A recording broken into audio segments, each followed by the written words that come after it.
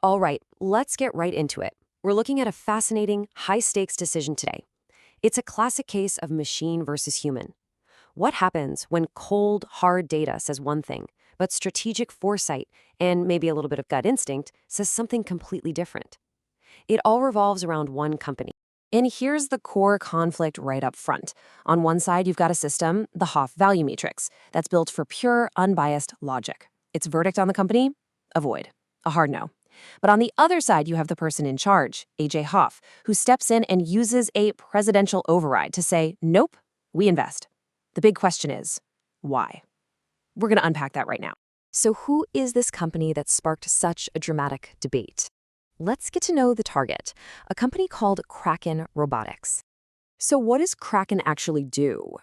Well, you can think of them as the ones building the super high-tech eyes, ears, and even the power packs for operating deep underwater. We're talking about those dark, increasingly contested waters. They create the critical technology that allows navies and big energy companies to see and work in places where humans just can't go. And believe me, this kind of work is translating into some serious breakneck growth. I mean, look at this, a 60% surge in revenue year over year in their last reported quarter. That's huge, and it's being driven by record shipments of their critical tech to defense customers all over the globe. Now, what's really crucial here is that this isn't just, growth for growth's sake. This is highly profitable growth. They're pulling in gross margins of nearly 59%. And what that tells you is that their technology has a real distinct edge. It gives them serious pricing power in the market. This performance is all driven by a suite of incredibly advanced technologies. Their synthetic aperture sonar, for example, gives these crystal clear, almost photo-like images of the seabed. Their sea power batteries are a total game changer for how unmanned underwater vehicles operate, and your services are absolutely critical for inspecting all that important infrastructure lying on the ocean floor. Okay, so on the surface, this company looks pretty amazing, right? High growth, great tech, profitable. But now, let's see what happens when we run it through the machine. Let's look at the Hauff Value Matrix, or HVM, and see how this seemingly flawless company gets processed by a purely logical, data-driven system. So the HVM uses this series of pass-fail checks they call hard gates to quickly size up a company's health. And Kraken, it sails right through the first two. Strong financials, clear business model, no problem. But then it hits a brick wall on gate C, governance. So what's the deal there? Here's the issue the machine found.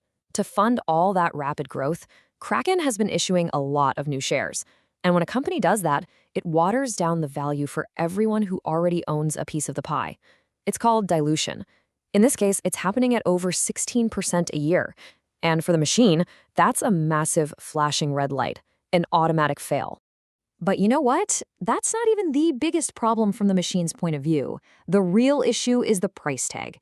If you look at how the company is valued compared to its earnings, a pretty standard metric, Kraken's valuation is just in the stratosphere. It's trading at a massive 375% premium over its peers. To a purely logical system, that just looks like a bubble. So you put it all together. A failed governance gate, a valuation that just screams overpriced, and the machine's conclusion is cold, logical, and final. Avoid this company. But, and this is where the story gets really interesting, the data said no, the machine said no. And then the president, A.J. Hauff, intervened with a strategic override. So the question is, why would a human challenge the machine? This quote, this is the entire justification. It's not about spreadsheets or earnings multiples. It's about real-world conflict. It's about sabotage. And it's about this dawning realization that the vast network of underwater cables and pipelines that power our modern world is incredibly vulnerable.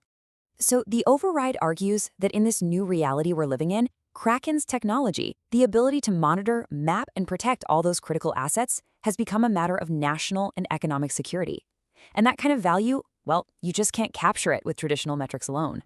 And that gets to the absolute core of the decision. A strategic premium is being assigned to Kraken because the geopolitical landscape has fundamentally changed. The demand for undersea security isn't just a theory anymore, it's an urgent global priority, right now. So after the override happens, what does the final verdict look like? It's not a simple pass or fail. It's a lot more nuanced than that. And here's how you reconcile those two realities. The final grade acknowledges the machine's warnings about the high valuation and the share dilution, but it carves out a very specific strategic exception, which leads to a final grade of C+. Now, let's be clear, a C+ is not a full-throated endorsement. It's an admission of risk. It's like saying, okay, this is a small, calculated bet. And the bet is that the company's vital strategic importance will fuel enough growth that eventually it will justify its extreme valuation. So the key takeaway here is this dual reality of Kraken Robotics. If you just look at the numbers, it's a high-risk, overvalued bet. But if you look through a strategic lens, it's a critical asset in this new era of global subsea competition. This whole case really highlights a central question for investing today.